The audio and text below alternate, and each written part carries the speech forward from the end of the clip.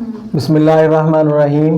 Class دہم، حصہ غزل number 2 ہے۔ یہ آدمی آدمی سے ملتا ہے اور یہ جگر مراد آبادی کی غزل ہے۔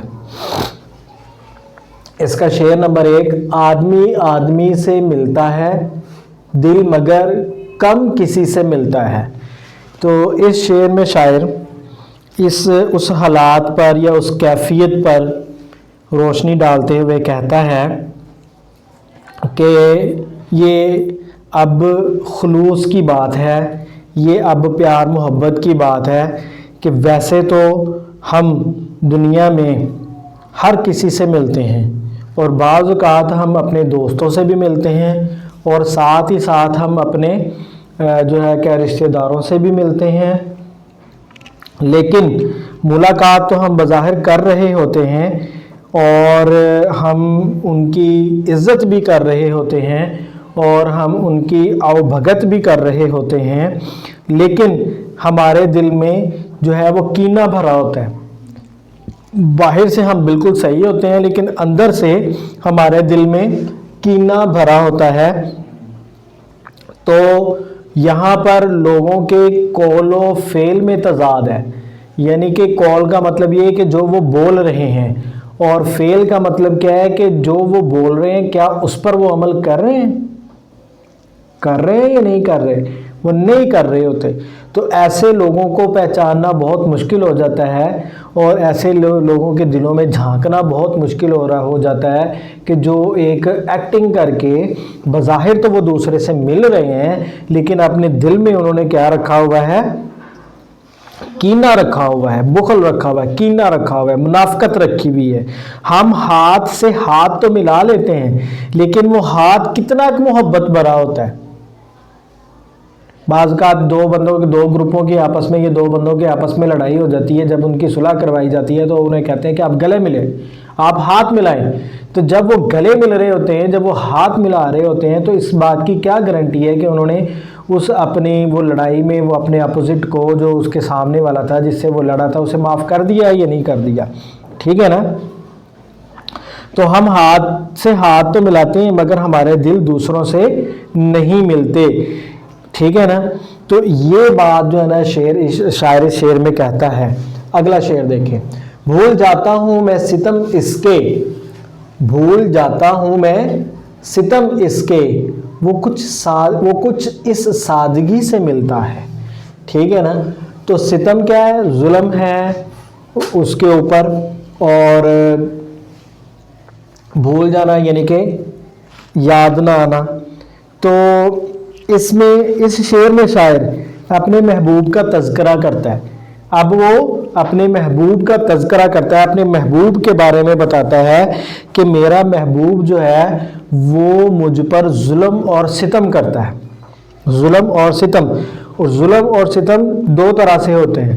ایک ظلم ستم اس لیے ہوتا ہے کہ وہ اگر آپ کے ساتھ پیار نہیں کرتا، وہ آپ کا محبوب نہیں ہے، یعنی کہ وہ آپ کو محبوب نہیں رکھتا، آپ اس کو محبوب رکھتے ہیں، یعنی کہ پیار یک طرفہ ہے۔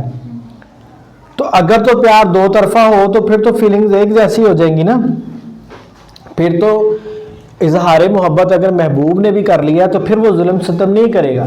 یا پھر اس کی دوسری کنڈیشن یہ ہو سکتی ہے کہ وہ نیچرل ایسا ہو کہ جتنا آپ کا دل نرم ہے، جتنا آپ محبت کو فیل کرتے ہیں، جتنا آپ اس چیز کو، اس جذبے کو اہمیت دیتے ہیں، ہو سکتا ہے وہ نہ دیتا ہو۔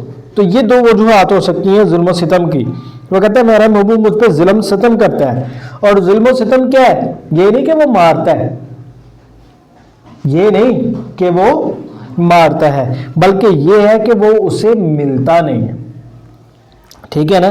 شاعر کہتا ہے کہ تنہائی میں بار بار ذہن میں میرے یہ خیال آتا ہے کہ جب میری ملاقات اپنے محبوب سے ہوگی تو سب سے پہلے میں اسے بے رخی کا گلہ کروں گا، یعنی کہ وہ خود سے بھی ناراض ہو کے بیٹھا ہوا ہے، اس کا محبوب اس کو ٹائم نہیں دے رہا ہے، تو وہ خود بھی اندر ہی اندر سے کڑ رہا ہے اور اندر ہی اندر سے غصہ پال رہا ہے اور ارادہ کر رہا ہے کہ جس طرح وہ مجھے میرے ساتھ بے رخی کا مظاہرہ کرتا ہے میں بھی کروں گا، جب وہ مجھے ملے گا نا تو میں بھی اس کے ساتھ بے رخی کا گلہ کروں گا۔ इसके बाद इसकी जुदाई में गुजरे हुए इस पल को गोश गुजार करूंगा, बताऊंगा कि तुम्हारी जुदाई में मैं कितना तड़पा, मुझे कितनी बेचैनी लगी, मुझे कितनी तकलीफ हुई और कितना यानी कि जो ना मेरा दिल जो है वो तुम्हारे बिना नहीं लगा। इसकी जुदाई में जो मेरा हाल हुआ है मैं उसे बताऊंगा, ठीक है ना, मैं उसे बताऊंगा। जब वो मुझे मिलेगा ना तो मैं उसे बताऊंगा कि यार कुछ तो ख्याल कर कि मैं तो तेरे बगैर रह नहीं सकता, जब तू नहीं मुझे मिलता तो मेरी ये हालत हो जाती है। जुदाई में शायर को महबूब की तरफ से किया गया हर जुल्म सितम याद आता है। फिर जब जुदाई मिल रही होती है, जब वो टाइम नहीं मिल रहा होता तो फिर कहता है यार देखो फलां मौके पर भी उसने मुझसे ये किया था, फलां मौके पर भी उसने मुझे टाइम नहीं दिया था हालांकि उसके पास टाइम था, फलां मौके पर भी उसने मुझे अहमियत नहीं दी थी, ठीक है ना। वो कहते हैं ना, वो जो पंजाबी में वो जो शेर है, डोला सानू प्यार दिया नशिया ते ला के हुण साडा जानू नहीं बनता, वो कहना चाह रहा है कि जुदाई में शायर को महबूब की तरफ से हर जुल्म सितम याद आता है, मगर जब इसकी मुलाकात अपने महबूब से होती है, अब जब महबूब मिल गया है, अब जब वो उसके लिए टाइम निकाल के या किसी भी सूरत में उसे मिल गया है ना, तो वो एकदम से हुआ क्या, वो सारी बातें भूल गई, वो सारी बातें दिमाग से निकल गईं। इतनी खुशी हुई, इतनी मुसर्रत हुई, इतनी एक्साइटमेंट हुई, इतना जो है ना वो जज्बात जो है वो काबू से बाहर हो गए कि वो जुदाई क्या, वो बातें क्या, वो जुल्म सितम क्या, सब भूल गया। महबूब को सामने पाकर जुल्म सितम जहन से निकल गए, ठीक है ना। तो हाय आदाब मोहब्बत के तकाजे सागिर, लब हिले और शिकायत ने दम तोड़ दिया, ठीक है ना, लब हिले और शिकायत ने दम तोड़ दिया, ठीक है ना। तो ये वो उसको कहना चाह रहा है, ठीक है ना, कि वो फिर सामने जब आता है ना तो फिर वो इतना भोला भाला और मासूम बन जाता है कि जैसे उसने किए ही कुछ नहीं। तो उसकी चेहरे की जो मासूमियत है वो फिर जो है ना सब कुछ भुला देती है, क्योंकि उस वक़्त उसका दीदार जो है वो जिस्म में करंट लगा रहा होता है। अब आगे देखें, आज क्या बात है कि फूलों का, आज क्या बात है कि फूलों का रंग तेरी हंसी से मिलता है। अब यहाँ पर भी वो अपने महबूब की तारीफ ही कर रहा है। तो जो शख्स किसी से मोहब्बत करता है तो वो मोहब्बत करने की वजह होता है पसंद आना। तो जब वो शख्स पसंद आ चुका होता है फिर उसकी जुल्फ़ों का क्या जिक्र, फिर उसकी जो है ना क्या उसे कहते हैं वो समंदर में डूबती हुई जो है ना वो आंख, जिस आंखों में बंदा डूब जाता है, गहरी सी आंखें, झील सी गहरी आंखों का क्या जिक्र, और फिर उसके जो मोती से चमकते हुए दांत उनका क्या जिक्र, फिर उनके जो लब हैं वो गुलाब की पंखड़ियों से भी ज़्यादा नरम है, फिर उसका क्या जिक्र, ठीक है ना। तो वो कहता है कि फिर उसकी अदाएं, ठीक है ना, फिर उनकी अदाओं का क्या जिक्र, ठीक है, फिर जब वो मुस्कुराए तो फिर उसका क्या कहना, उसकी क्या मिसाल। तो उसकी ये जो मिसाल है वो शायर फिर इस तरह दे रहा है कि आज क्या बात है, फूल पहले भी खिलते हैं। असल में जो शख्स प्यार करता है, जो आशिक है, जो प्यार करता है, वो अपने महबूब में ही उसकी ख़ज़ा भी छुपी है और उसकी बहार भी छुपी है, उसकी गर्मी भी छुपी है, उसकी सर्दी भी छुपी है, उसका रात भी छुपी है, उसका दिन भी छुपा है, उसकी सुहानी सुबह भी छुपी है और उसकी सुरमई शाम भी छुपी है उसी के अंदर, ठीक है ना। तो वो मौसमों की फीलिंग से आज़ाद हो जाता है, वो मौसमों की फीलिंग से आज़ाद हो जाता है, वो दिन रात के सहर अंगेज़ नज़ारों से भी आज़ाद हो जाता है, क्योंकि दुनिया में सबसे बेहतरीन और ख़ूबसूरत उसको अपने महबूब का चेहरा ही लग रहा होता है। तो फिर शायर ने, मुख्तलिफ शोरा ने अपने महबूब के जो है ना वो चेहरे की दिलकशी को बड़े दिलफरेब अंदाज में बयान किया है। ये उसी दिलफरेबी की एक झलक है कि आज क्या बात है कि फूलों का रंग تیری ہنسی سے ملتا ہے. تو کہتا ہے کہ جب میرا محبوب میرے سامنے آتا ہے اور پھر وہ جب میرے سامنے آ کر مجھے دیکھ کر مسکراتا ہے, ٹھیک ہے نا, تو پھر ایسا لگتا ہے کہ جیسے ہر طرف پھول ہی پھول کھل گئے ہوں, ہر طرف پھول ہی پھول کھل گئے ہوں, ٹھیک ہے نا. اور پھولوں کے مختلف رنگ ہیں اور وہ رنگ انسان کو بھاتے ہیں, جیسے کسی پھول کا رنگ پیلا ہے, جیسے کسی پھول کا رنگ نیلا ہے, جیسے کسی پھول کا رنگ سرخ ہے. تو وہ جو پھولوں کی خوبصورتی ہے وہ ڈائریکٹ اس کی جو ہے نا, وہ کہتا ہے کہ جب میرا محبوب ہنسا ہے نا تو ارد گرد میں بہاریں بھی آ گئی, چاہے خزاں کا موسم چل رہا ہو, لیکن محبوب کے دل کے اندر بہار آ گئی ہے اور وہ یہ فیل کر رہا ہے کہ میں ہر طرف پھولوں سے گھرا ہوا ہوں اور پھول جو ہیں وہ کھل چکے ہیں. ٹھیک ہے, آگے سلسلہ فتنہ قیامت کا تیری خوش قامتی سے ملتا ہے. اب چونکہ میں نے آپ کو پہلے بھی بتایا ہے کہ شاعر جو ہے وہ اپنے محبوب سے امپریس ہے تو اسے اس سے محبت ہوئی ہے نا. اب امپریس ہونے کی بے شمار وجوہات ہیں. یہ شعر نمبر 1, شعر نمبر 2, شعر نمبر 3, یہ 4. کامتی کا تے, ٹھیک ہے نا. تو چونکہ وہ اپنے محبوب سے انسپائر ہے, متاثر ہے, اس کو وہ پسند کر چکا ہے, دل میں بسا چکا ہے, خیالوں میں بسا چکا ہے, سانسوں میں بسا چکا ہے اور خون رگ رگ میں بسا چکا ہے اس کو اپنے. تو اس وجہ سے اب اس کو اپنے محبوب کی ہر چیز جو ہے وہ پیاری لگتی ہے. جیسا کہ اس نے پیچھے بتایا تھا کہ ہنسی بھی پیاری لگتی ہے, ہنسی بھی ایسی ہے کہ جیسے گلاب جیسی ہے. اب وہ بتا رہا ہے کہ یہ جو اس کا یعنی کہ جو اس کی خوش قامتی ہے, خوش قامتی وہ لمبا ہے, قامت ہوتا ہے قد, خوش قامتی دراز قد, ٹھیک ہے نا, وہ لمبا ہے. اس کا لمبا ہونا اس کو بھایا ہوا ہے, اس کا لمبا ہونا اس کو, اس کا دراز قد ہونا اس کو بھایا ہوا ہے. تو اس کی جو خوش قسمتی ہے نا وہ میرے دل پر غضب ڈھاتی ہے. خوش قسمتی کہہ رہی ہے, خوش قامتی جو ہے وہ میرے دل پر غضب ڈھاتی ہے. مختلف شعراء نے اپنے محبوب کے مختلف اجزائے جسمانی کی تعریف میں شعر لکھے ہیں. کسی نے اپنے محبوب کے ہونٹوں کی تعریف کی ہے, کسی نے زلفوں کی تعریف کی ہے اور کسی نے آنکھوں کی تعریف میں زمین اور آسمانوں کے کلابے بھی ملا دیے. شاعر جو ہیں وہ اس قدر یعنی کہ اپنے جو ہے نا وہ رومانس میں اس قدر اپنے محبوب کے خیال میں بڑھ جاتے ہیں کہ پھر وہ اس کو کچھ بھی کہہ دیتے ہیں, ٹھیک ہے نا, زمین و آسمان کے کلابے بھی ملا دیتے ہیں, ٹھیک ہے نا. تو پھر جگر مراد آبادی جو ہے وہ اپنے محبوب کی خوش قامتی کی تعریف کرتا ہے. وہ کہتا ہے کہ اس کا جو دراز قد ہے نا, ہائے ہائے ہائے, یہ میری آنکھوں کی ٹھنڈک ہے, یہ مجھے بہت بھاتا ہے, یہ مجھے بہت خوش کرتا ہے, ٹھیک ہے نا.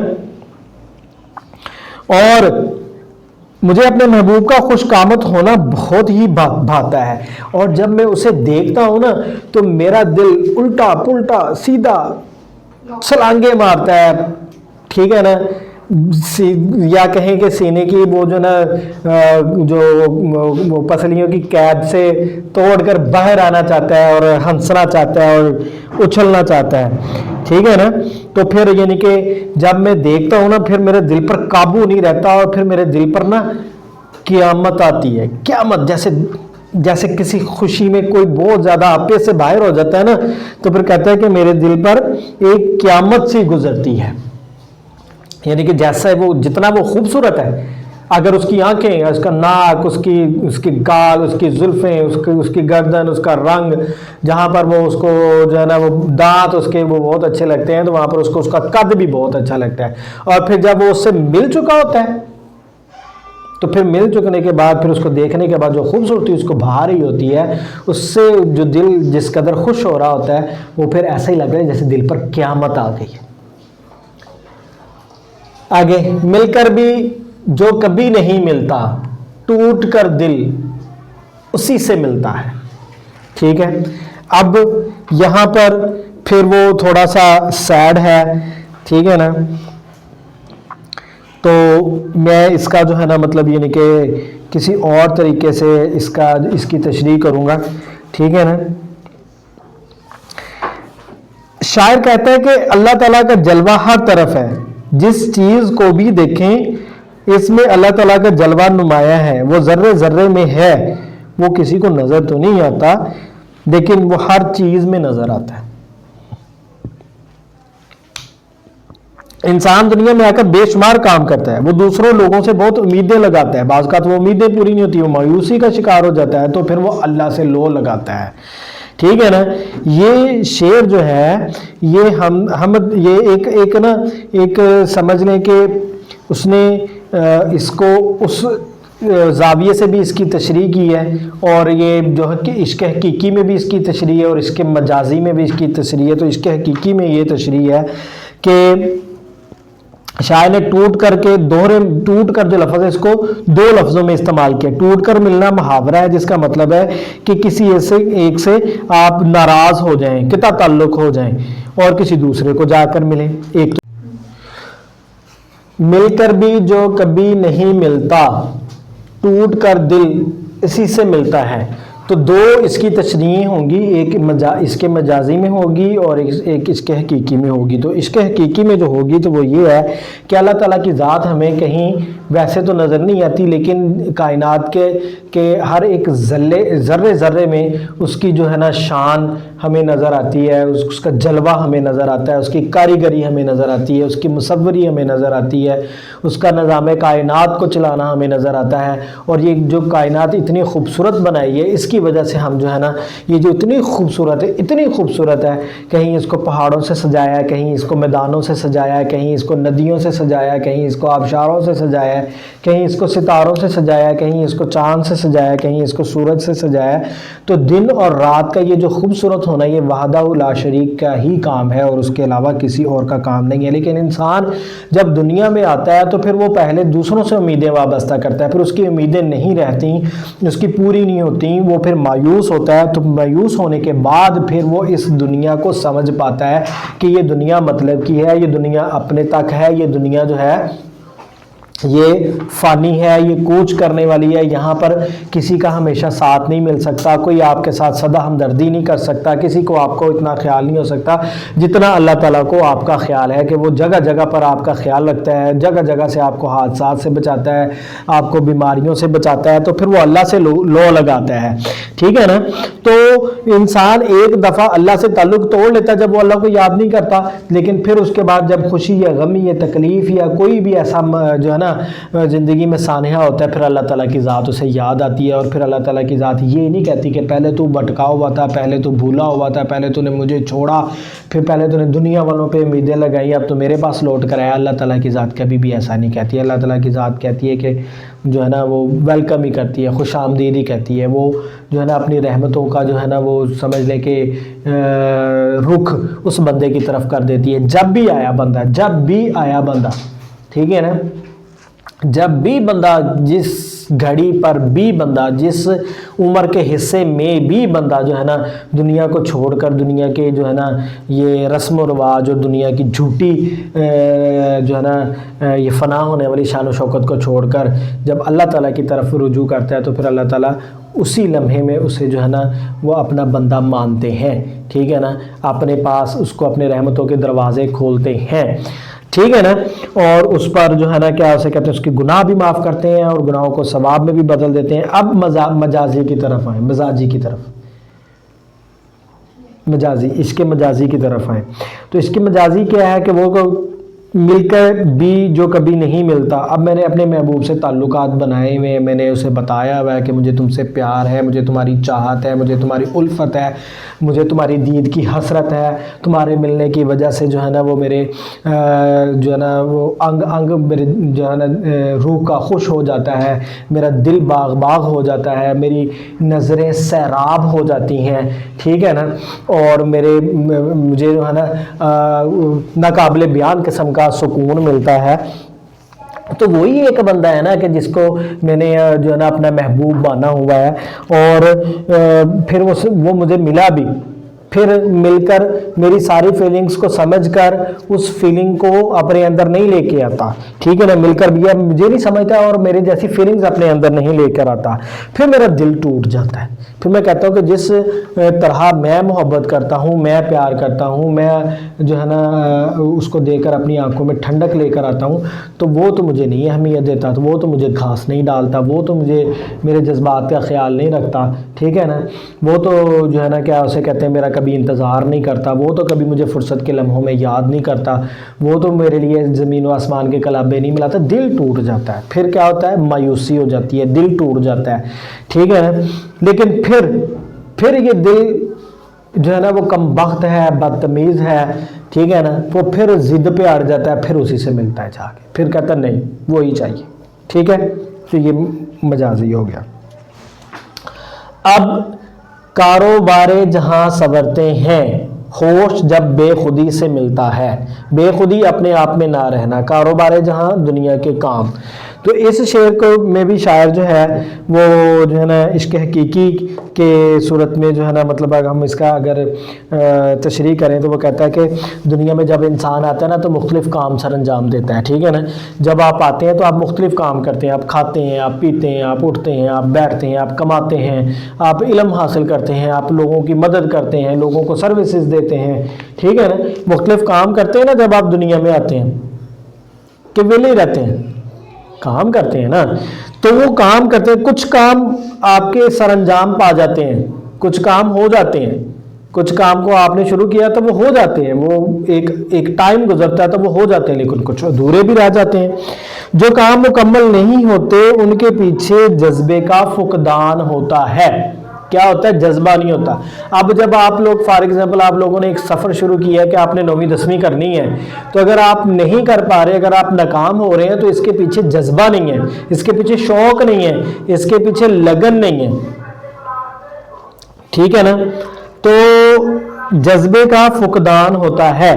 اگرچہ انسان ہوش و حواس سے کام لے کر کسی کام کی منصوبہ بندی کرتا ہے، مگر جب تک انسان میں جذبہ عمل نہ پایا گیا ہو، منصوبہ بندی جتنی مرضی کر لیں آپ، منصوبہ بندی آپ جتنی مرضی کر لیں، لیکن جب آپ نے اس پر عمل ہی نہیں کرنا،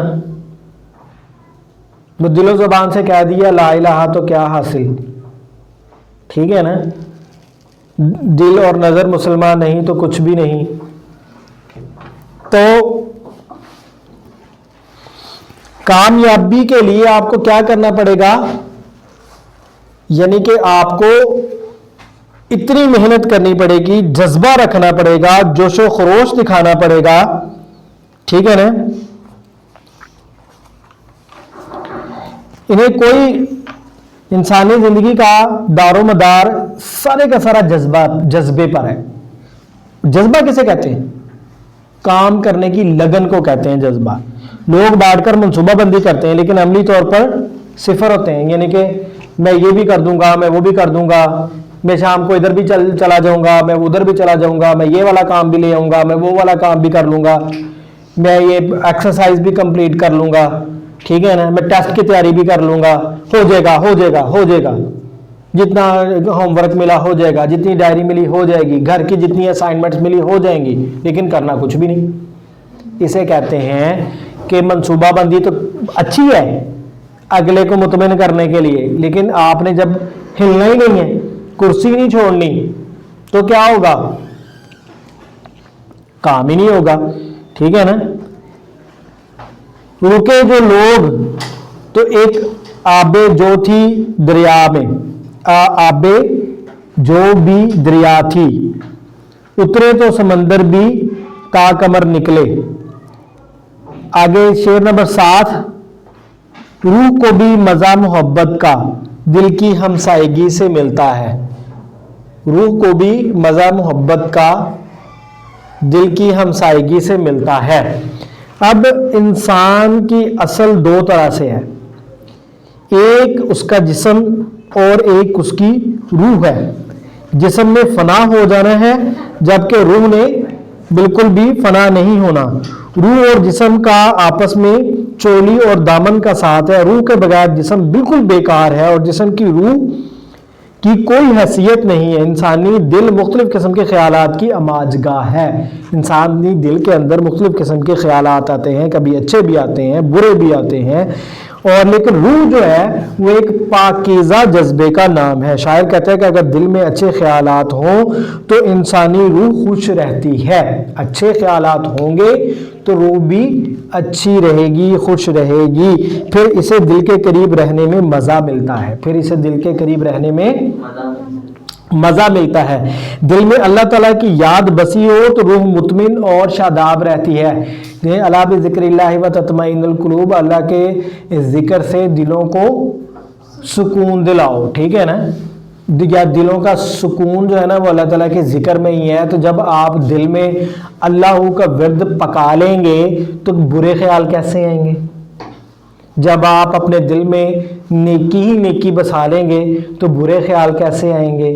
جب آپ اپنے دل کے آنے والے ہر خیال کو اللہ کی مرضی کے مطابق آنے دیں گے تو برے خیال نہیں آئیں گے. جب برے خیال نہیں آئیں گے نا تو آپ کا دل پاکیزہ ہوگا, آپ کا دل پاک ہوگا, صاف ہوگا, ٹھیک ہے نا. نہ حسد ہوگا اس میں, نہ بغض ہوگا اس میں, نہ کینہ ہوگا اس میں, نہ شیطانی ہوگی اس میں, ٹھیک ہے نا, نہ بے ایمانی ہوگی اس میں, ٹھیک ہے. تو یہ جب یہ ساری چیزیں نہیں ہوں گی تو دل ہوگا صاف, پاک, ایماندار, ٹھیک ہے. اور جب یہ دل ایماندار ہوگا تو پھر روح بھی دل کے پاس پاس رہے گی اور خوش رہے گی. تو یہی اس کا مطلب ہے. روح کو بھی مزہ محبت کا دل کی ہمسائیگی سے ملتا ہے.